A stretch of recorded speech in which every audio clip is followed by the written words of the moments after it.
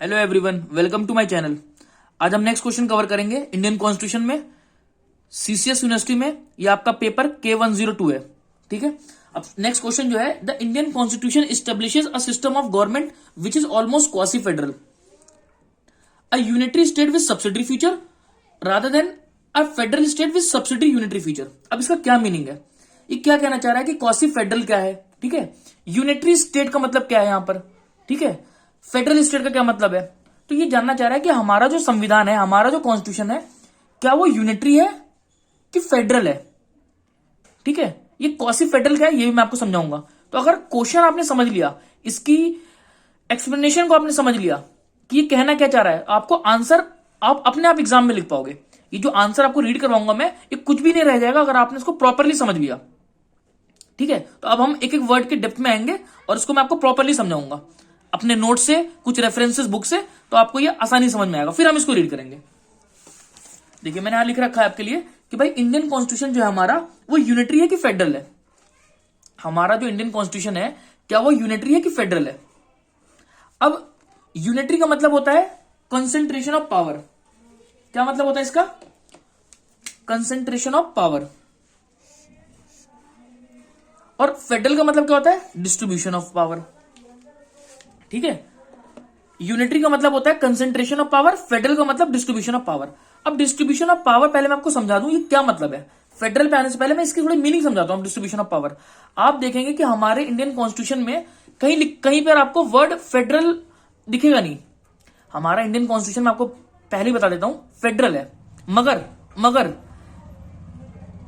Federal हमारा Indian constitution है, मगर कई कई जगह पर यूनिटरी थोड़ा ज्यादा रोल प्ले करता है।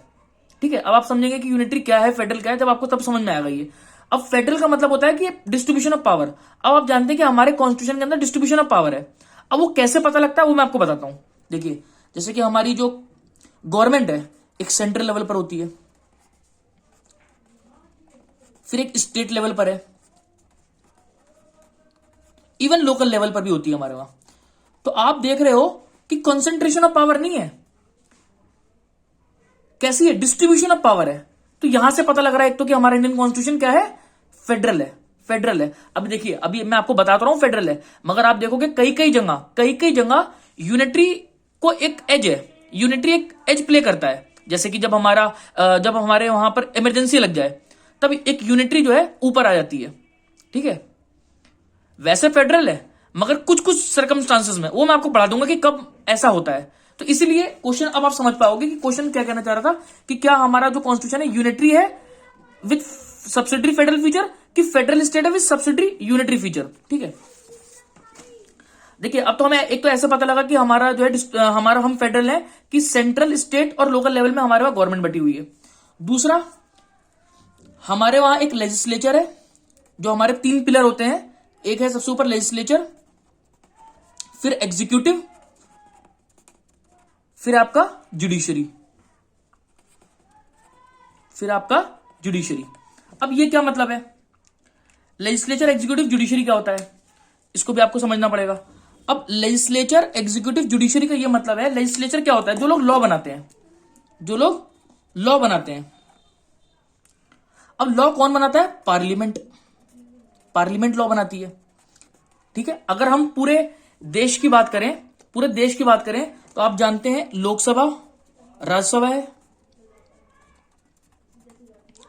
ठीक है, लोकसभा, राज्यसभा है, पूरे देश में लोकसभा, राज्यसभा है। और स्टेट की अगर हम बात करते हैं, तो स्टेट में क्या हो जाता है, वहां विधानसभा होती है और विधान परिषद होती है। ठीक है, विधान परिषद। अच्छा, मैं एक बार आपको और बता दूं, पार्लियामेंट कोई लोग समझते हैं, अक्सर पार्लियामेंट को लोग लोकसभा, राज्यसभा तक ही समझते हैं। नहीं, इसके अंदर प्रेसिडेंट भी इंक्लूड होता है, याद रखिएगा आप। पार्लियामेंट के अंदर लोकसभा, राज्यसभा, प्रेसिडेंट भी इंक्लूड होता है। अब कई लोगों का एक सवाल आता है कि प्रेसिडेंट क्यों इंक्लूड है इसके अंदर। तो मैं आपको बता दूं, कोई भी आपका जो लॉ होता है, जब पहले वो बिल होता है ना, पहले बिल होता है, फिर वो दोनों हाउसेस से पास होता है, यानी दोनों हाउस मतलब लोकसभा, राज्यसभा से वो पास होता है। पास होने के बाद प्रेसिडेंट की साइन चाहिए होती है उस पर, याद रखिएगा। कोई भी बिल, एक्ट नहीं बन पाता कब तक, जब तक प्रेसिडेंट उस पर साइन ना कर दे। तो इसीलिए प्रेसिडेंट जो है ना, एक अहम हिस्सा है पार्लियामेंट का। तो जब भी पार्लियामेंट का आप जिक्र करेंगे तो लोकसभा, राज्यसभा और प्रेसिडेंट, ये तीनों आपको बताना होगा। ठीक है, लोकसभा, राज्यसभा, प्रेसिडेंट। तो देखिए हम कहां थे, तो यहां मैं बताना चाह रहा हूं ये लोग लॉ बनाते हैं। मैं आपको ये बताना चाह रहा था, लेजिस्लेचर जो लॉ बनाती है, जैसे कि लोकसभा, राज्यसभा, या इधर स्टेट की बात करें तो विधानसभा, विधान परिषद, ये लोग लॉ बनाती हैं। अब इनको एग्जीक्यूट करवाता है एग्जीक्यूटिव बॉडी, अलग है इसके लिए। मतलब जो लोग लॉ बना रहे हैं वो अलग है, और जो लोग उसको इंप्लीमेंट करवा रहे हैं वो लोग अलग हैं। अच्छा, अब ये लॉ हमारे कॉन्स्टिट्यूशन के साथ चल रहा है कि नहीं चल रहा है, यानी कि कॉन्स्टिट्यूशन का उल्लंघन कर रहा है कि नहीं कर रहा है, वो कौन देखता है? जुडिशरी। बहुत बड़ी पावर है हमारी जुडिशरी, इंडिपेंडेंट बॉडी है, याद रखिएगा, कोई इस पर इंफ्लुएंस नहीं कर सकता, इंडिपेंडेंट बॉडी है। अब इंडिपेंडेंट बॉडी, मेरे कहने का मतलब यह है कि ये अगर कोई लॉ, मान लीजिए लेजिस्लेचर ने कुछ ऐसा लॉ बनाया, वो मान लीजिए फंडामेंटल राइट के अगेंस्ट जा रहा है, ये कॉन्स्टिट्यूशन के किसी भी पार्ट के अगेंस्ट जा रहा है, तो जुडिशरी के पास पावर है उस लॉ को नल एंड वॉइड कर सकती है। नल एंड वॉइड मेरे कहने का मतलब है शून्य कर सकती है, कुछ वैल्यू नहीं रह जाएगी उसकी। तो यहां से हमें क्या पता लगता है कि हमारा संविधान कैसा है?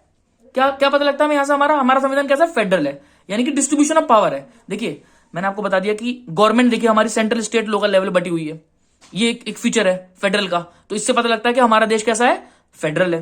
ठीक है, और मैंने आपको बताया लेजिस्लेचर, एग्जीक्यूटिव, जुडिशरी, ये बताया, इससे भी पता लगता है कि हमारा देश कैसा है? फेडरल है। अब एक चीज मैं और आपको बता देता हूं,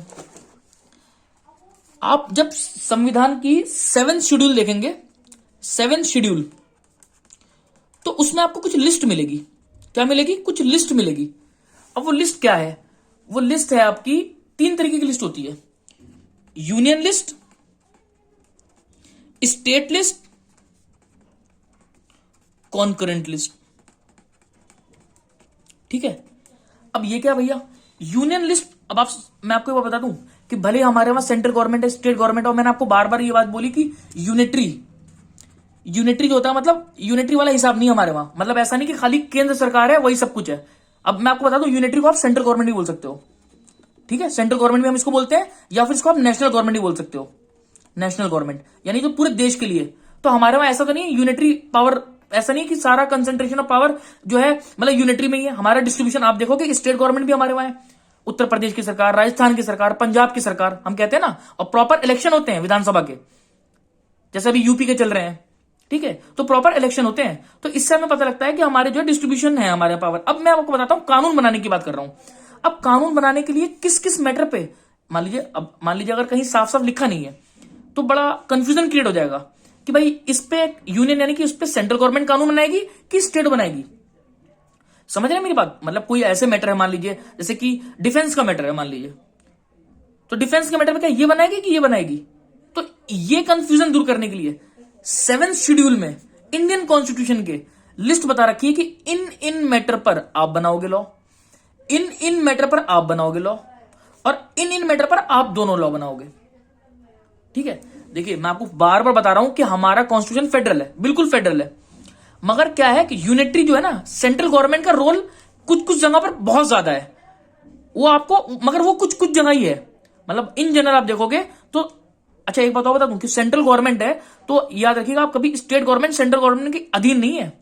कहीं आप सोचे कि जिन मैटर पे मान लीजिए स्टेट को लॉ है, पावर बनाने का, जैसे कि आप देखोगे कि अल्कोहल वगैरह जो होती है वो एक स्टेट के पास राइट है, जो अल्कोहल वगैरह का है वो स्टेट के पास राइट है। तो अब ये नहीं कि सेंट्रल गवर्नमेंट उस पर इंटरफेरेंस कर सकती, नहीं भाई, इंडिपेंडेंट है। मतलब जिस पर पावर किसकी है, जिस पर पावर स्टेट गवर्नमेंट की है लॉ बनाने की, जो मैटर स्टेट लिस्ट में आते हैं उसमें यूनियन इंटरफेरेंस नहीं कर सकती, बिल्कुल नहीं कर सकती। ऐसा नहीं कि आप कभी सोच लो ये अधीन है इसके, यूनियन के, बिल्कुल भी अधीन नहीं है ये अपना काम करेगा, ये अपना काम करेगा। हाँ, मगर जैसे कि मैंने आपको बताया कुछ कुछ जगह, जैसे कि इमरजेंसी आ गई देश में लड़ाई, मतलब दूसरे देश से हमारी लड़ाई छिड़ गई है। अब इस केस में अगर ये दोनों लड़ते रहेंगे तो ऐसे तो नहीं काम चलेगा ना, अभी हमारे लिए देश जरूरी है। समझ रहे हैं आप? उस जगह पर ऐसा होता है कि यूनियन तो ऊपर आ जाती है, जैसे इमरजेंसी की कंडीशन हो गई। ठीक है, आप सेक्शन 3 देखोगे कॉन्स्टिट्यूशन का, जब क्या नाम है, स्टेट को हमें बांटना है, मतलब जैसे कि बांटना का मतलब कि आप ऑल्टर कर रहे हो उसकी बाउंड्रीज वगैरह, है ना, उस केस में, या फिर जो गवर्नर का अपॉइंटमेंट होता है वो प्रेसिडेंट करता है। ठीक है, इन जगह पर, कई जगह पर ऐसा है जहां पर यूनियन थोड़ा एक एज है उसको। ठीक है, मगर आप ये कहते हैं, मैं समझिएगा कि स्टेट उसके अधीन है। ठीक है, अब मैं आपको एक एनसीईआरटी से एक चीज ये पढ़ा दे रहा हूं कि कौन कौन से मैटर हैं जो यूनियन लिस्ट में आते हैं और कौन कौन से स्टेट लिस्ट में, ताकि आपको पता लग जाए कि बेसिक बातें हैं। देखिए, union list include subject of national importance. कौन से मैटर जो नेशनल इंपॉर्टेंस है, such as defence, foreign affair. देखिए, अब ये कुछ नेशनल इंपॉर्टेंस की चीजें हैं, तो ये हमने यूनियन लिस्ट को दे रखा है कि आप इस पर कानून बना सकते हैं। यूनियन लिस्ट मतलब केंद्र सरकार, सेंट्रल गवर्नमेंट। स्टेट लिस्ट क्या, subject of state and local importance, यानी कि जो स्टेट के मैटर है उस पर स्टेट बनाएगी। कॉन्करेंट क्या है, concurrent list include subject of common interest to both the union government as well as the state government, such as education, forest, trade union, marriage, adoption, succession. यानी इन चीजों पर, जैसे कि एजुकेशन हो गया, फॉरेस्ट हो गया, क्योंकि अब देखिए क्या है, एजुकेशन वगैरह स्टेट का भी एक सब्जेक्ट मैटर है और आपका यूनियन का भी है, तो इस पर दोनों को रजामंदी होती है। जैसे आप देखते हैं ना, केंद्र विद्यालय जो केवीज होते सेंट्रल गवर्नमेंट के हैं, मगर स्टेट में, ये हर स्टेट में होते हैं आपके, तो इन सब जगहों पर कॉन्करेंट लिस्ट होती है। तो ये मैंने आपको एक बेसिक सी बात बता दिया। अब मैं आपको एग्जैक्ट बेयर एक्ट में दिखा भी देता हूं 7 शेड्यूल। देखिए, मैं आपको डीप, ये आप लिख के नहीं आओगे एग्जाम में, मगर ये अगर आप समझ लिया आपने, आंसर लिखने में बहुत आसानी होगी आपको। अब आप समझ पा रहे हो कि फेडरल स्टेट क्या है, डिस्ट्रीब्यूशन ऑफ पावर है। कोई पूछ ले इंडिया में कैसे पता लगता है, आप बता देना, सेंट्रल गवर्नमेंट है, स्टेट गवर्नमेंट है, लोकल गवर्नमेंट है, यानी सबके पास अपनी अपनी पावर है। और हां, कोई एक दूसरे के अधीन बिल्कुल भी नहीं है, ये भी याद रखिएगा आप। और हमें कैसे पता लगता है कि हमारे फेडरल है, हमें ऐसे पता लगता है कि हमारे वहां लेजिस्लेचर जो लॉ बनाता है वो अलग है, एग्जीक्यूटिव जो उसको इंप्लीमेंट कराता है वो अलग है, और जुडिशियरी एक इंडिपेंडेंट बॉडी है। अगर कुछ गलत लॉ बना है उसको वो शून्य भी करा सकती है। और कैसे पता लगता है कि लॉ बनाने के जो लिस्ट है, यूनियन लिस्ट उन इन मैटर पर सिर्फ यूनियन बनाएगी, और जो स्टेट के हैं स्टेट लिस्ट में वो इस पर स्टेट बनाएगी, और कॉन्करेंट जिसमें दोनों बनाएंगे। अब देखिए, मैं आपको दिखा देता हूं, हम क्या दिखा रहा हूं, 7 शेड्यूल क्या है इसके अंदर, पढ़ लीजिए आप हेडिंग यूनियन लिस्ट। अब देखिए, जैसे डिफेंस के मैटर, नेवल मिलिट्री के मैटर, मतलब मैटर, ठीक है। और आप देख लीजिए, मैं आपको इतना लंबा रीड नहीं करा रहा, मगर थोड़ा बहुत देख लीजिए, war and peace, foreign jurisdiction, इन सब पर, रेलवेज पर, ठीक है। ये रेलवेज वगैरह अब स्टेट नहीं बना सकती, यहां पर यूनियन ही बनाएगी। तो आप देखो, याद रखना, फेडरल, अभी मैं आपको फेडरल जो स्टेट होता है उसके मतलब उसके फीचर्स पढ़ाऊंगा। तो आप एक पहली समझ लो कि फेडरल जो स्टेट होता है उसके अंदर कॉन्स्टिट्यूशन में लिखित कॉन्स्टिट्यूशन होता है, उनका रिटन कॉन्स्टिट्यूशन होता है, ताकि कंफ्यूजन ना हो। मान लो अगर ये ना लिखा होता तो कितना कंफ्यूजन हो जाता कि सेंट्रल किस पे बनाएगी, स्टेट किस पे बनाएगी। इसीलिए फेडरल स्टेट का एक इंपॉर्टेंट फीचर है ये, कि उसका कॉन्स्टिट्यूशन कैसा होगा, लिखित में होगा, रिटन कॉन्स्टिट्यूशन होगा, ठीक है। अब मैं आपको एक बता देता हूं, लिखित और मतलब रिटन और अनरिटन में क्या फर्क होता है। देखिए, लिखित कॉन्स्टिट्यूशन वो होता है जैसे हमारा इंडियन कॉन्स्टिट्यूशन है, कैसा है ये, मतलब एक जगह कंपाइल है, ठीक है। अब मैं आपको ब्रिटिश का बताऊं तो वो अनरिटन है। अब अनरिटन का मतलब, ये कहने का मतलब नहीं है कि वहां पर लिखित में नहीं है, वहां पर भी लिखित में, मगर वो कंपाइल नहीं है, एक जगह नहीं है। उन्होंने जो स्टैट्यूट पास करे हैं उससे जो लॉ निकलता है वो जो है आपका कैसा है, वो उनके कॉन्स्टिट्यूशन का काम करता है। मगर हमारे वहां क्या है, लिखित में है, यानी कि एक जगह सब कुछ कंपाइल है। ये इंडियन कॉन्स्टिट्यूशन, एक बेयर एक्ट जो आपका है, इसके अंदर पूरा कॉन्स्टिट्यूशन है, सब कुछ लिखित में। आपको जो डाउट है आप इसमें देख लो, ठीक है। तो ये मतलब होता है रिटर्न अनरिटन का, मैंने एक एडिशनली आपको बता दिया। तो देखिए, यूनियन लिस्ट आपने देख ली थोड़ी बहुत, कुछ मैं आपको देखिए, सारे मैटर, इतने सारे मैटर्स हैं। अच्छा, ये कितने मैटर्स हैं ये भी आपसे कोई पूछ सकता है। तो आपके टोटल 97 मैटर्स हैं जो किसमें आते हैं, यूनियन लिस्ट में। किसमें आते हैं, यूनियन लिस्ट में, ठीक है। और 66 मैटर हैं जो आपके स्टेट लिस्ट में आते हैं। देखिए, कुछ आपके स्टेट लिस्ट में आते हैं। अब देखिए, मैं आपको दिखा देता हूं, जैसे कि पब्लिक ऑर्डर, पुलिस। अब देखिए, पुलिस का जो मैटर है ना वो स्टेट लिस्ट का है। देखिए, आप देख रहे होंगे कि एक यूपी पुलिस एक्ट है, उत्तराखंड पुलिस एक्ट है, हर स्टेट का अपना पुलिस एक्ट है। तो यानी कि पुलिस को मैनेज करने की पावर किसके पास है, स्टेट के पास है, ठीक है। और आप देख लीजिए, बरियर एंड बरियर ग्राउंड, ठीक है, क्रिमेशन ग्राउंड जो होते हैं, जैसे कि कब्रिस्तान है ना, इस तरीके की चीजों को। और आपका लाइब्रेरी, म्यूजियम, ठीक है, फिशरीज, ठीक है, ये सारी चीजें आपके कहां के मैटर हैं, स्टेट लिस्ट के। अब taxes on agriculture income, agriculture income का स्टेट के पास ही पावर है कलेक्ट करने का, ठीक है। अब आप और एक चीज देख लीजिए, मैं आपको जो मैंने आपको बता दी, देखिए, duties of excise on alcoholic liquor. अब लिकर जैसे शराब पर जो है ना, अच्छा मैं कॉन्करेंट पहले दिखा दूं। कॉन्करेंट ये हो गई, जैसे कि क्रिमिनल लॉ, ठीक है, transfer of property, contract, actionable wrong, bankruptcy, ये कुछ लिस्ट है, ये आपको याद नहीं करी, मैंने बता दिया। इन मैटर पर दोनों बना सकते हैं। अब जो मैं आपको बता रहा था, ये अल्कोहल वाली बात, कि शराब पर बनाने का कानून जो है वो पावर है स्टेट के पास, स्टेट मैटर में आता है, स्टेट लिस्ट में आता है वो। आप देखिए, आपको कैसे पता लगता है, आप देखेंगे कि बिहार में या गुजरात में शराब बैन है ना। क्यों, क्योंकि उन स्टेट गवर्नमेंट ने ऐसा कदम उठाया, क्योंकि वो वो उनका मैटर था। अल्कोहल पे कानून बनाने का राइट इनके पास है, स्टेट के पास है, तो उन्होंने बैन कर दिया। अगर मान लीजिए यूनियन के पास होता तो आप जाहिर सी बात है, अगर यूनियन बैन करती तो पूरे इंडिया के लिए बैन कर देती, है ना, कि भाई शराब हर जगह बैन है, चाहे यूपी हो चाहे महाराष्ट्र हो। मगर आप देखेंगे कि यूपी में बिकती है शराब। तो इससे हमें क्या पता लगता है, डिस्ट्रीब्यूशन ऑफ पावर है कि बिहार में बंद है, क्योंकि उस स्टेट गवर्नमेंट ने, उनके पास पावर थी उस पर लॉ बनाने की, उसने बना दिया, उसने बंद करवा दिया। तो अब आपको क्या समझ में आया, मैं आपको कहां लेके आना चाह रहा था, मैं आपको यहां लेके आना चाह रहा था कि फेडरल आप समझे, डिस्ट्रीब्यूशन ऑफ पावर है हमारे इंडिया में। ये कहां से पता लगा, गवर्नमेंट इतनी सारी, देखिए डुअल पॉलिटी जिसे कहते हैं, ठीक है। अब मैं आपको एक जरा सा बता दे रहा हूं किस किस देश में यूनिटरी है, किस किस देश में फेडरल है, बहुत जल्दी से देखिए। Britain, France, Japan, China, Italy, Belgium, Norway, Sweden, Spain and so on have the unitary model. यहां पे यूनिटरी का मतलब यहां पे सेंट्रल गवर्नमेंट है सिर्फ, ठीक है। While the US, Switzerland, Australia, Canada, Russia, Brazil, Argentina and so on have the federal model of government. यहां पर कैसा है, फेडरल मॉडल है। अब आप देखो कि इंडिया नहीं है इसमें। अब मैंने आपको क्या बताया, यहां फेडरल का मतलब पता है, यहां पर जो ये एग्जांपल दे रखा है रशिया, ब्राजील, यहां पर प्योर फेडरल है। प्योर फेडरल का मतलब क्या है, एकदम प्योर डिस्ट्रीब्यूशन ऑफ पावर है, प्योर डिस्ट्रीब्यूशन। अब आप कहोगे कि सर हमारे वहां भी तो आपने ये बातें बताई, ये है, मगर मैंने आपको क्या बताया, कुछ कुछ सर्कमस्टांसेस में, जैसे देश में इमरजेंसी आ गई है ना, या बाउंड्री वगैरह मतलब स्टेट की ऑल्टर करना है, यहां पर एक एज है, किसको है, यूनिटरी को। आप देखो मैंने आपको क्या बताया, पार्लियामेंट कहां की होती है, पूरे देश के लिए, है ना, और विधानसभा विधान परिषद एक स्टेट के लिए, ठीक है। तो जब हम बाउंड्रीज वगैरह ऑल्टर करते हैं ना अपने देश की, मतलब कोई स्टेट की बाउंड्री ऑल्टर वगैरह करना है, तो उसमें ना स्टेट नहीं, पार्लियामेंट बड़ा रोल प्ले करती है। तो हमें यहां से पता लगता है कि यूनिटरी को हमने एक एज दे रखा है, ठीक है। अब मैंने आपको अच्छा एक बताऊं मैं अभी मैं आपको सारे पढ़ाऊंगा किन किन जगह पर यूनिटरी ऊपर एक ऊपर उसका जो है एक एज लेती है, वो मैं आपको पढ़ा दूंगा किस किस सर्कमस्टांसेस में, ठीक है। तो वहां पर आप देखोगे जब देश में इमरजेंसी वगैरह आ जाती है, तो ये जो स्टेट लिस्ट के पास जो मैटर है ना कानून बनाने का, इस पर भी कुछ रेस्ट्रिक्शन लग जाता है, तो इस समय क्या पता लगता है, यूनिटरी, हमारे वहां यूनिटरी को भी मतलब एक, देखिए फेडरल तो है, सिंपल सी बात है फेडरल है, मगर यूनिटरी को एक एज दे रखी है, समझ रहे हैं आप। इसीलिए देखिए क्वेश्चन में ये था, unitary state with subsidiary federal feature, समझ रहे हैं आप।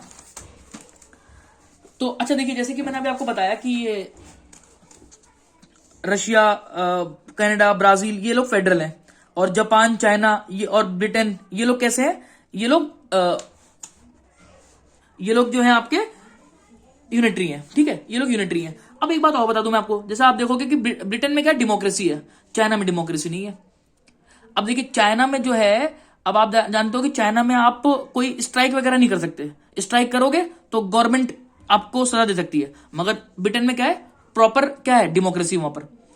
देखिए मैं आपको बता दूं, अगर कोई कंट्री ऐसी है जो कह रही है कि हमारे वहां यूनिटरी है, और मतलब यूनिटरी है, और उनके वहां मान लीजिए एक सेंट्रल गवर्नमेंट है, एक स्टेट गवर्नमेंट है, मगर स्टेट गवर्नमेंट को कुछ, इनके स्टेट गवर्नमेंट जो है उनके इशारों में नाचती है, यूनिटरी के मतलब सेंट्रल गवर्नमेंट के इशारों पर नाचती है। तो अब मुझे आप बताओ इससे क्या फायदा, यानी आपने पावर दे नहीं रखी ना, तो इसलिए वो कंट्री भी यूनिटरी कहलाती है।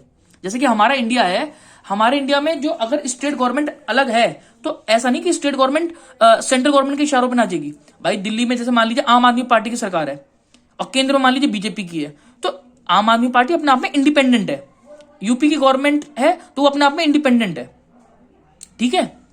तो ये मैं आपको समझाना चाह रहा था। अब थोड़ा सा आप डिफरेंस देख लीजिए एक बार जरा, क्या डिफरेंस है फेडरल में और यूनिटरी में। आप समझ चुके होंगे कि फेडरल का मतलब क्या है, डिस्ट्रीब्यूशन ऑफ पावर, यूनिटरी का मतलब क्या है कि कोई डिस्ट्रीब्यूशन ऑफ पावर नहीं। तो आप इंडिया में देखोगे, इंडिया में डिस्ट्रीब्यूशन ऑफ पावर होती है, तो हमारा फेडरल होना चाहिए, मगर हम प्योर फेडरल क्यों नहीं है, इसलिए नहीं, क्योंकि कुछ कुछ सर्कमस्टांसेस में यूनिटरी एक ऊपर रोल प्ले करती है, ठीक है, ये आप याद रखिएगा। मैं वो सर्कमस्टांसेस अभी आपको पढ़ा दूंगा। अब देखिए फेडरल का मतलब क्या है, ड्यूअल गवर्नमेंट, मतलब दो, और जैसे कि नेशनल गवर्नमेंट तो होगी, यानी सेंट्रल गवर्नमेंट होगी, एक रीजनल गवर्नमेंट भी होगी। और क्या, रिटर्न कॉन्स्टिट्यूशन, रिटर्न कॉन्स्टिट्यूशन का मतलब क्या, लिखित में हमारा कॉन्स्टिट्यूशन होगा, ठीक है।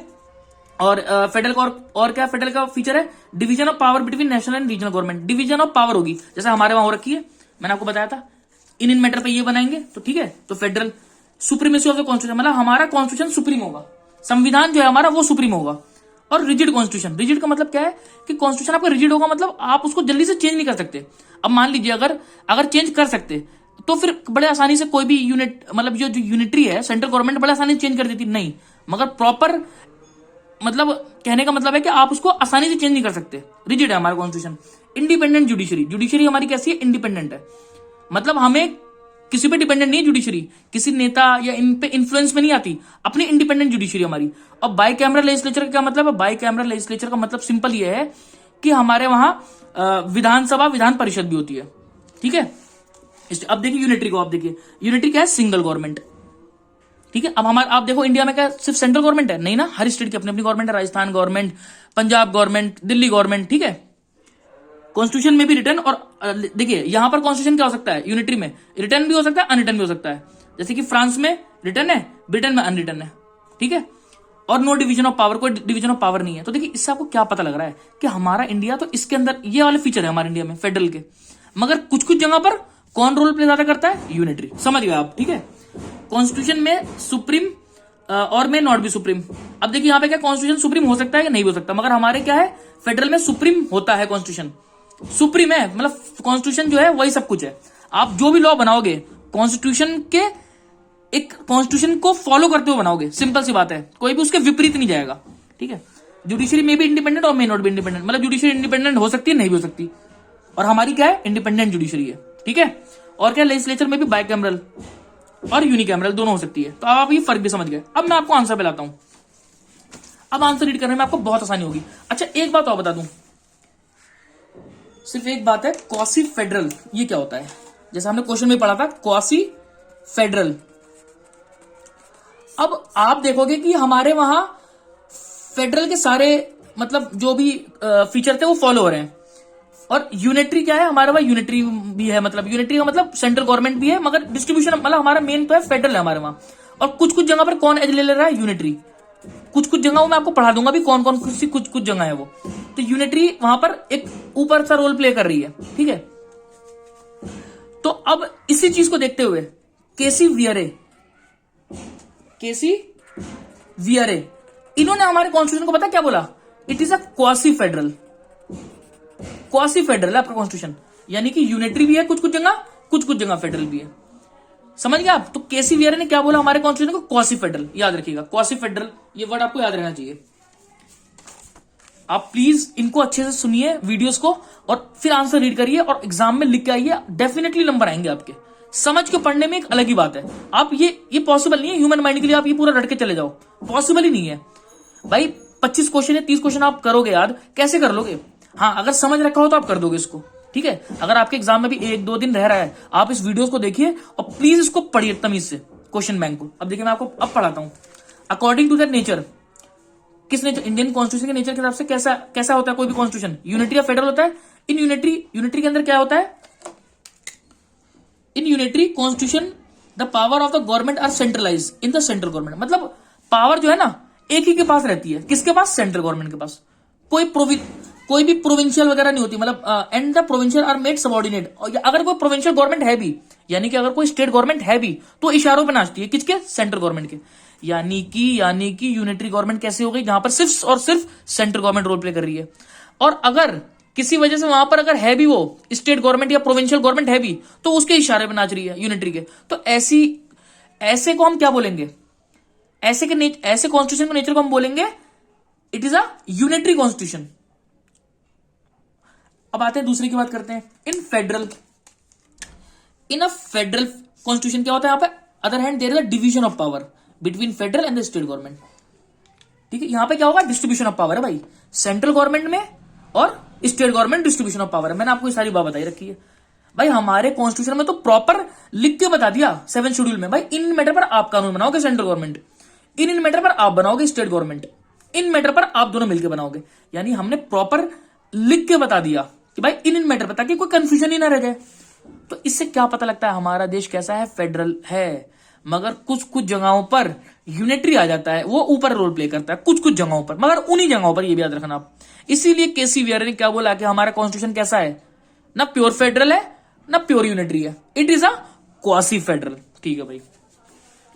अब देखिए अब आगे आते हैं, now the question arises for consideration as to what is the true nature of the Indian constitution, one view is that the quasi federal constitution and contain more unitary feature.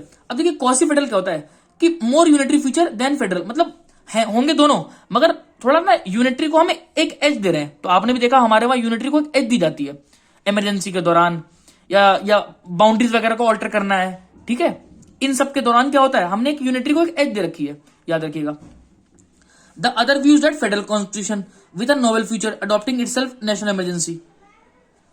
The view of the framer of the constitution is that Indian constitution है federal. मगर हमारे जो founding father थे, जिन लोगों ने constitution वगैरह बनाया, उन्होंने माना कि हमारा देश कैसा है, फेडरल कॉन्स्टिट्यूशन है हमारा, फेडरल है हम लोग। क्योंकि देखो आप फेडरल की जो मैंने आपको विशेषता बताई कि डुअल गवर्नमेंट होगा, हमारे वहां भी है, रिटर्न कॉन्स्टिट्यूशन होगा, हमारे वहां भी है, डिवीजन ऑफ पावर होगी, हमारे वहां भी है, सुप्रीमेसी ऑफ द कॉन्स्टिट्यूशन होगा, यहां पर भी है, कॉन्स्टिट्यूशन रिजिड होगा, बिल्कुल रिजिड है, बहुत आसानी से आप उसमें अमेंडमेंट नहीं कर सकते, इंडिपेंडेंट जुडिशरी होगी, हमारे वहां भी है, बाय कैमरा लेजिस्लेचर होगा, हमारे वहां भी। इससे क्या पता लग रहा है हम फेडरल है। अब देखिए doctor Ambedkar is one of the opinion our constitution not standing any the many provision which are contained in it whereby the centre has been given power to override the provincial state nonetheless is a federal constitution. मतलब कुछ जगहों पर हमने ऐसा कर रखा है कि जहां यूनिटरी ऊपर रोल प्ले करी, कुछ जगहों पर, वरना आप देखो कि जनरल क्या है, पावर डिस्ट्रीब्यूट है, इसीलिए हम कहते हैं हम फेडरल है। तो ये हो गया। अब देखिए व्हाट इज फेडरल प्रिंसिपल, क्या होता है, देखिए professor K C Wheare means the method of dividing power. देखिए जब आप डिवीजन ऑफ पावर करोगे तो उससे पता लगता है कि क्या हमारी मतलब हम किस तरीके से हैं, हमारा नेचर क्या है कॉन्स्टिट्यूशन का, डिवीजन ऑफ पावर से पता लग रहा है। अब मान लीजिए आपने डिवीजन ऑफ पावर करी, सेंट्रल स्टेट में डिवीजन ऑफ पावर करी और सबको अलग अलग पावर दे दी, तो पता लग गया कि आप फेडरल हो। मगर आपने डिवीजन ऑफ पावर करने के बाद उसको कठपुतली बना रखा है स्टेट को, वो आपके इशारों पर नाचती है, तो उससे नहीं होगा भाई। क्या बोलना चाह रहा है, डिवीजन ऑफ पावर किस हद तक आप देते हो, ये बात याद रखना, किस हद तक। जैसे इंडिया में क्या है, बहुत हद तक का मतलब अलग अलग है, पूरा स्टेट भी अलग है, सेंटर भी अलग है, ठीक है। आप देखो वेस्ट बंगाल में ममता बनर्जी गवर्नमेंट है ना, उनकी मान लीजिए सेंट्रल गवर्नमेंट से बिल्कुल नहीं पड़ती, आम आदमी पार्टी की बिल्कुल नहीं पड़ती, मगर आप देखो वो अपने स्टेट में, ऐसा नहीं कि फिर केंद्र उनको दबा सकता है, ऐसा नहीं है। हाँ इलेक्शन होंगे, इलेक्शन से आप हटाओ उनको, क्योंकि हमारा डेमोक्रेटिक कंट्री है, समझिए इस चीज को, ये हमारे मुल्क की बहुत बड़ी खूबसूरती है। अगर संविधान ना हो ना तो बड़ा बर्बाद हो जाए हमारा इंडिया। संविधान एक बहुत बड़ी खूबसूरती है हमारे इंडिया की, याद रखिएगा इस चीज को। तो हमने क्या देखा, केसी वियरे ने बोला डिवीजन ऑफ पावर से पता लगता है कि हमारा कॉन्स्टिट्यूशन कैसा है। अगर डिवीजन ऑफ पावर हो रखी है और आपने असली में उनको पावर दे रखी है तो वो आपका फेडरल हो, मगर अब आपने कठपुतली बना रखा तो ऐसा नहीं है। अब देखिए government are each within sphere of coordinate and independent. और एक बात और है, इंडिपेंडेंट होनी चाहिए तभी आप फेडरल कहलाओगे। मतलब अगर दिल्ली की सरकार है या यूपी की सरकार, सब अपना इंडिपेंडेंट है, ठीक है। Both the federal and the regional government are coordinated and independent with their sphere. जो रीजनल गवर्नमेंट होती है, जो स्टेट गवर्नमेंट होती है, वो कोऑर्डिनेशन के साथ चलती है और इंडिपेंडेंट होती है हर स्पेयर में। और देखिए ये वर्ड मैं आपको 12 बोला था, नॉट सबऑर्डिनेट टू अनदर, अधीन नहीं होती, सेंट्रल गवर्नमेंट के बिल्कुल भी अधीन नहीं होती स्टेट गवर्नमेंट, याद रखिएगा। मैं बार बार बोल रहा हूं कि जो यूनिटरी कुछ जगह एज ले लेती है, मगर वो कुछ उन सर्कमस्टांसेस में है ऐसा, इसका मतलब कतई ये नहीं कि स्टेट गवर्नमेंट के अधीन है, याद रखिएगा। The American constitution provide an example of federal. अब जो अमेरिकन कॉन्स्टिट्यूशन है ना, अच्छा एक बात और बता दूं आपको, दुनिया का सबसे पुराना फेडरेशन यूएसए है। कब हुआ था, 1787, याद रखिएगा, ठीक है। आपको पता होगा अमेरिकन रिवॉल्यूशन वहां हुआ था, ठीक है। 13 कॉलोनीज थी, जो ब्रिटिशर्स वहां पे गए थे, उन्होंने ही ब्रिटिशर्स को हटा दिया, बोला कि भाई ये हमारा अमेरिका है। तो सारी फेडरेशन, सारे स्टेट कमजोर अकेले अकेले थे, मिलके उन्होंने एक समूह बना के क्या बना दिया, अपना एक साथ हो गए, इसलिए वो बना यूनाइटेड स्टेट ऑफ अमेरिका। तो अब क्या है, the American constitution provide an example. तो अमेरिका कैसा है, प्योर फेडरल है।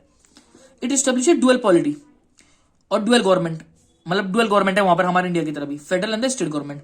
फेडरल का मतलब नेशनल गवर्नमेंट, स्टेट गवर्नमेंट हर स्टेट की अलग अलग गवर्नमेंट आर डिवाइडेड बोथ और independent in their own sphere, मतलब और इंडिपेंडेंट भी है। देखिए इंडिपेंडेंट मतलब क्या, वो उसके पास अपनी पावर है, इसके पास अपनी पावर है। The existence of coordinate authority independent of each other is the gist of federal principle. अब कोई आपसे पूछे ना कि फेडरल का एक मतलब एक लाइन में बताओ कि कैसे पता लगता है कोई फेडरल है, तो आप याद रखना कि इंडिपेंडेंट अगर दोनों हैं और अथॉरिटीज दे रखी है अपनी इंडिपेंडेंट होने की, तो वो फेडरल है, ठीक है। यही बातें आपकी यहां लिखी हुई हैं, इसे आप रीड करना, कुछ भी नहीं है इसने, खाली बता रखा है कि अमेरिका में कैसे सेनेट मतलब किस तरीके से फेडरल में कौन है और स्टेट में कौन है, ये उसकी हिस्ट्री होगी। तो अब आप देखना फेडरल कॉन्स्टिट्यूशन है अमेरिका में, ठीक है। अब हम आगे आते हैं, अब ये मेन पॉइंट, सबसे main point, essential characteristic of federal constitution. अब देखिए, अब आपको मैं पढ़ाऊंगा, आपको पहले समझ में आ जाएगा क्या एसेंशियल फीचर होगा एक फेडरल कॉन्स्टिट्यूशन का। अब आप खुद बताओ, फेडरल कॉन्स्टिट्यूशन होगा तो मतलब सेंट्रल गवर्नमेंट होगी, स्टेट गवर्नमेंट होगी तो कैसी कैसी पॉलिटी होगी? Dual polity. देख लो आप, distribution of power. The distribution of power, भाई फेडरल का मतलब ही क्या है? Distribution of power. तो फिर कॉन्स्टिट्यूशन कैसा होगा हमारा? Distribution of power. और हमने 7th शेड्यूल में भी देख लिया, हमने 7th शेड्यूल में क्या देख लिया कि हमारा डिस्ट्रीब्यूशन ऑफ पावर है। अब federal constitution usually has the following character: distribution of power. The distribution of power is an essential feature of federalism. Federalism means the distribution of power of the state among the number of coordinate bodies, each originating in and controlled by the constitution. The basic of such distribution of power is that in matter of national importance, in which a uniform policy is desirable in the interest of the unit. ठीक है, समझ गए आप इसको। अब देखिए supremacy of the constitution. भाई अगर फेडरल स्टेट है तो क्या है? कॉन्स्टिट्यूशन सुप्रीम है। भाई अगर कॉन्स्टिट्यूशन को अगर आप सुप्रीम ना दोगे, अगर सुप्रीम ना बोला आपने कॉन्स्टिट्यूशन को, कितनी कंफ्यूजन हो जाएगी। आप फेडरल स्टेट की विशेषता ये है कि आपने सुप्रीम माना है कॉन्स्टिट्यूशन को, कि जो बोलेगा कॉन्स्टिट्यूशन है। अब federal state derives existence from the constitution. अच्छा, पता भी कैसे लगता है? देखिए आप 7th शेड्यूल देख के तो बता पा रहे हो कि इन मैटर पर यूनियन, इन मैटर पर स्टेट, इससे हम बता पा रहे हैं कि हम फेडरल हैं। वरना आप देखोगे कहीं भी पूरे संविधान में कहीं पर भी फेडरल जैसा शब्द जिक्र नहीं है। ठीक है, इनसे पता लगता है, मगर इन चीजों से पता लगता है, इससे हमें पता लगता है सुप्रीमेसी ऑफ द कॉन्स्टिट्यूशन है। नेशनल गवर्नमेंट, इंडिविजुअल स्टेट, है ना, इससे पता लगता है supremacy of the Indian constitution. अब आ जाते हैं रिटर्न कॉन्स्टिट्यूशन। हमारा कॉन्स्टिट्यूशन कैसा है? रिटर्न है। रिटर्न है मतलब लिखित में। ठीक है, ये मैं आपको बता चुका हूं लिखित क्या होता है, या फिर अनरिटन या मतलब जो लिखित में नहीं है वो क्या होता है। अब federal constitution must necessarily be return constitution. भाई रिटर्न होगा तभी तो कंफ्यूजन नहीं होगी ना। जैसे 7th शेड्यूल में आपने लिख के बता दिया, कोई कंफ्यूजन ही नहीं है। ठीक है भाई, ये विशेषता आपको लिख के आनी है। देखिए अब तक कितनी हो गई? Distribution of power, supremacy of the constitution, return constitution और रिजिडिटी। रिजिडिटी मैंने आपको पहले बता दिया। A natural corollary of return constitution is it's rigidity. मतलब आप आसानी से चेंज नहीं कर सकते उसको। भाई अगर आसानी से चेंज कर, जैसे मान लीजिए अगर सेंट्रल गवर्नमेंट ही है, कहीं पे यूनिटरी गवर्नमेंट है, वो तो आसानी से कोई भी चेंज कर देगा, मगर यहां आप ऐसा नहीं कर सकते, आपको सबको साथ में लेके चलना होगा। ठीक है, a constitution which is supreme law of the land must also be rigid. भाई अगर आपने संविधान को सुप्रीम लॉ माना है तो वो रिजिड भी होना चाहिए। देखिए रिजिड का यहां मतलब ये नहीं कि एकदम एब्सोल्यूट रिजिड है, आप अमेंडमेंट कर सकते हो 368 में, मगर मैंने आपको क्या बताया, बेसिक फीचर को, मूल सिद्धांतों को आप चेंज नहीं कर सकते। ठीक है, however this does not mean the constitution should be legally unalterable, है ना। It simply mean that the power of amending, जो अमेंड करोगे यानी कि जो मॉडिफिकेशन करोगे आप कॉन्स्टिट्यूशन में, should not remain exclusively with the either central और स्टेट गवर्नमेंट। मतलब ऐसा नहीं कि सिर्फ सेंट्रल गवर्नमेंट ही ऑल्टर कर सकती है, नहीं नहीं नहीं। आप अगर कुछ अमेंडमेंट की बात करोगे तो आपको सबके सामने रखना पड़ेगा ये बात। ठीक है, सबकी रजामंदी चाहिए होती है, वो आगे आऊंगा मैं समझाऊंगा उसको। अब देखिए अथॉरिटी ऑफ द कोर्ट, मैंने कहा पहले आपको बता दिया कि हमारे वहां जुडिशरी कैसी, इंडिपेंडेंट। भाई अगर मान लीजिए अगर यूनियन जो मैटर पे यूनियन के पास पावर है और कुछ पे स्टेट पे, अब स्टेट को बनाने नहीं दे रही यूनियन, तो कौन बीच में आएगा? कोर्ट ही तो आएंगी। तो ये मतलब हो गया अथॉरिटी ऑफ द कोर्ट। ठीक है, तो ये सारी बातें थी। Now if we examine the above noted feature in our constitution, we find that our constitution possess all the, देखिए हमारा कॉन्स्टिट्यूशन कैसा मिलेगा आपको, all essential characteristic of the federal constitution. आप देखोगे हमारा संविधान जो है सारे फीचर उसमें फेडरल के आ रहे हैं। डुअल गवर्नमेंट भी है, रिटर्न कॉन्स्टिट्यूशन भी है, सुप्रीमेसी भी है कॉन्स्टिट्यूशन को, रिजिड भी है, इंडिपेंडेंट जुडिशियरी भी है, तो सारा तो हम कैसे हैं, फेडरल कॉन्स्टिट्यूशन हम। The constitution establishes dual polity system of double government, जो मैंने आपको बताया है ना। There is division of power भी है ना, स्टेट गवर्नमेंट और सेंट्रल गवर्नमेंट में। Each government is supreme in its own sphere, और सब सुप्रीम भी है, कोई किसी का अधीन नहीं है। आप समझ रहे हो, तो कॉन्स्टिट्यूशन एस्टेब्लिशेस सुप्रीम कोर्ट, और हम संविधान नहीं। अच्छा एक बात बता दूं, हाई कोर्ट और सुप्रीम कोर्ट का जो जन्म है वो कॉन्स्टिट्यूशन से होता है, उसमें जिक्र कॉन्स्टिट्यूशन में ही उसके बारे में। तो जो डिस्प्यूट कहां के डिसाइड करेगी, यूनियन और स्टेट के। भाई अगर यूनियन और स्टेट में कोई डिस्प्यूट अराइज हो गया, पता आप कहां लेके जाते हो, कॉन्स्टिट्यूशन के पास, मतलब कॉन्स्टिट्यूशन में सुप्रीम कोर्ट के पास। ठीक है, तो मतलब हमने इतना क्लियर कर रखा है, कोई कंफ्यूजन ही ना रह जाए, ये बात समझना। कि अब जो मैं आपको बार बार ये बोल रहा था कि टू व्हाट एक्सटेंट यूनिटरी हम, मतलब किस हद तक हम यूनिटरी हैं। मैंने बोला था ना कुछ जगहों पर यूनिटरी जो है एक रोल प्ले करती है ज्यादा फेडरल से, वो ये जगह है। अब देखिए अपॉइंटमेंट ऑफ गवर्नर, अब governor of the state are appointed by the president. अब देखिए प्रेसिडेंट आपको मैंने बताया लोकसभा राज्यसभा प्रेसिडेंट, ये सेंट्रल का हिस्सा हो गया, मतलब यूनियन का हो गया, है ना। तो अब स्टेट में क्या होता है, विधानसभा, विधान परिषद और गवर्नर। तो अब स्टेट का गवर्नर है, मगर अपॉइंट कौन करता है, प्रेसिडेंट। तो यहां पर एक रोल प्ले कर रही है। ठीक है, फॉर द गवर्नेंस ओन। अब वो अलग बात है कि वो खाली कॉन्स्टिट्यूशनल हेड है, मेन जो है हमारा सीएम होता है, चीफ मिनिस्टर, जो इलेक्शन से आता है, उसमें कोई रोल प्ले नहीं करती प्रेसिडेंट, याद रखिएगा। मगर फिर भी अगर देखा जाए, जो भले कॉन्स्टिट्यूशनल हेड है हमारा गवर्नर, मगर उसको अपॉइंटमेंट में कौन आगे आता है, president. The constitutional head of the state who shall normally act on the advice of his minister. ठीक है, कौन, वो जो गवर्नर है।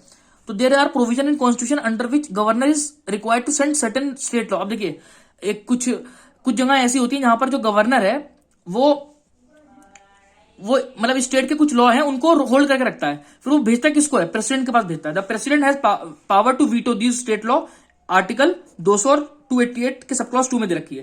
तो यहां से हमें पता लगता है कि यहां पर यूनिटरी एक थोड़ा सा एज ले रही है फेडरल से, ठीक है। अब आगे आते हैं, parliament power to legislate the national importance, national interest. अब देखिए अंडर 249, देखिए ये एक अहम चीज है, parliament is empower to make law with respect to every matter enumerated in the state list if Rajya Sabha passes a resolution by 2/3 of majority. यानी कि जो स्टेट लिस्ट के मैटर हैं उस पर भी पार्लियामेंट लॉ बना सकती है। देखिए बनाना तो किसको चाहिए, विधानसभा विधान परिषद को, है ना, विधानसभाओं को बनानी चाहिए।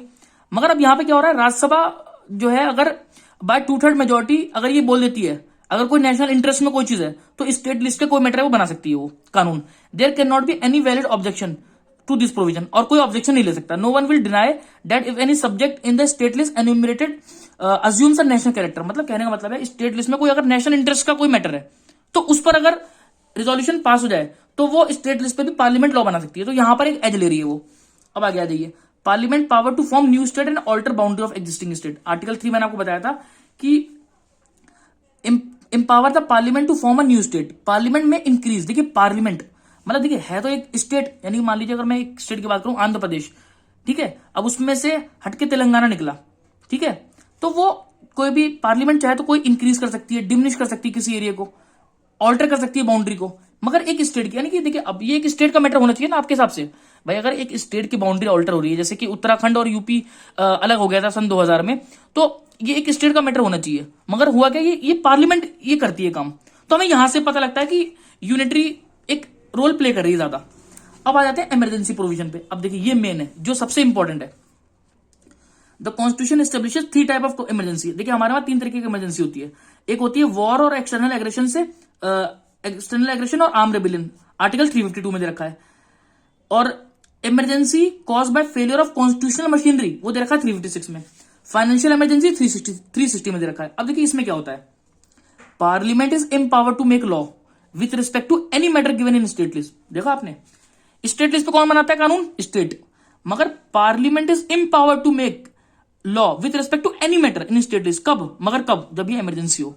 The centre is empowered to give direction to any state as to the matter in which state executive power is to be excise. Further the president may order direct that all और any of the provision. अब देखिए article 278 में क्या बोला हुआ है और 279 में, relating to distribution of revenue between centre and the state shall take effect with the exception or modification as it think fit. मतलब जो रेवेन्यू भी जो डिसाइड करेगी सेंटर डिसाइड करेगी जब ऐसी कंडीशन हो जाती है इमरजेंसी की, ठीक है। 356 में क्या दे रखा है, if the president is satisfied that the government of state. अब देखिए प्रेसिडेंट डिसाइड कर रहा है इस चीज को कि अगर गवर्नमेंट स्टेट की नहीं कर रही है ना according to the provision of the constitution, मतलब अगर संविधान के हिसाब से कोई स्टेट की गवर्नमेंट नहीं चल रही है तो भाई साहब तुरंत इमरजेंसी लग जाएगी। ये वाली कौन सी, 356 वाली, emergency cause by failure of constitutional machinery, ठीक है। अब देखिए ग्रांट इन एड क्या है, मतलब ये वो जगह है जहां पर यूनिटरी एक एज प्ले कर रही है। अब देखिए central grant in aid, article 273, grant in aid will be given to state of Assam, Odisha, West Bengal in lieu of export duty और जूट प्रोडक्ट। अब देखिए 275 क्या कहता है, parliament is empowered to make such grant as it deem essential to the needy state. Parliament जो जिन state को needy समझेगी उनको जो है ग्रांट दे सकती है। और 282 क्या कहता है, both union and state may grant for any public purpose even if it relate to subject matter over which it can not make law.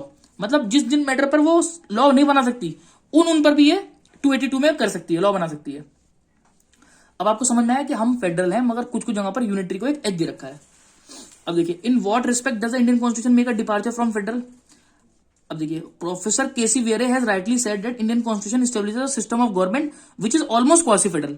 मैंने आपको पहले बताया केसी वियरे ने क्या कहा था कि हमारा कॉन्स्टिट्यूशन कैसा है, क्वासी फेडरल है, unitary state with a subsidiary feature rather then. मतलब अब आप क्या कहोगे इस चीज को देखिए कि हम यूनिटरी स्टेट है, मतलब यूनिटरी स्टेट है with subsidiary federal feature rather then federal state with subsidiary unitary feature. ये केसी वियरे ने बोला है, याद रखना आपको, ठीक है। अब देखिए doctor Wheare, Indian constitution contain certain distinctive feature which do not exist in any other federal. अब देखिए हमारे वहां कुछ और भी मतलब एसेंशियल है जो हमारे कॉन्स्टिट्यूशन में दे रखे हैं और कहीं नहीं है। एब्सेंस ऑफ डुअल सिटीजनशिप, हमारे वहां एक ही सिटीजनशिप चलती है। ऐसा नहीं कि जैसे अमेरिका में होता है कि आप सेंट्रल के अलग और जिस स्टेट को उसके लिए आप अलग सिटीजनशिप है आपके पास, नहीं, हमारे वहां एक ही सिटीजनशिप है। Single constituent authority, mitigation of rigidity and legalism to become unitary in emergency, हम यूनिटरी हो जाते हैं इमरजेंसी में, ठीक है। ये सारी बातें हैं। तो ये आंसर यहां खत्म हो रहा है। देखिए कंक्लूजन में पढ़ा दे रहा हूं आपको। दस इट में rightly be concluded in the word of DD Basu the constitution of India is neither pure, देखिए डीडी बासु ने बहुत अच्छी बात बोली कि हमारा कॉन्स्टिट्यूशन नाइदर प्योरली फेडरल है नॉर प्योरली यूनिटरी है, it is a combination of both. आपने देख भी लिया। देखिए कैसे पता लगा आपको, हम हैं फेडरल, बिल्कुल फेडरल है, डिस्ट्रीब्यूशन ऑफ पावर है, मगर कुछ कुछ जगहों पर यूनिटरी एक एज प्ले करती है, मैंने आपको बता दिया। ये आपकी वीडियो थी। प्लीज आप मेरे चैनल को ज्यादा से ज्यादा लाइक करिए, सब्सक्राइब करिए और कॉलेज के बच्चों में शेयर करिए। मैं नेक्स्ट वीडियो में नेक्स्ट क्वेश्चन लाऊंगा। ये क्वेश्चन बड़ा था इसलिए वीडियो लंबी हुई, मगर अगर आपने एक बार सुन लिया इसको, फिर आपको आंसर लिखने में दिक्कत नहीं आएगी। Thank you.